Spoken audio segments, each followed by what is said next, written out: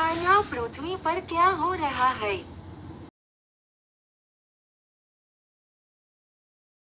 ॐ मित्राय नमः।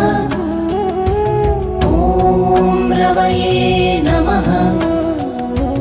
ॐ सूर्याय नमः। ॐ भानवे नमः। ॐ खगाय नमः। ॐ पूष्णे नमः। ॐ हिरण्यगर्भाय नमः। ॐ मरीचये नमः। ॐ आदित्याय नमः।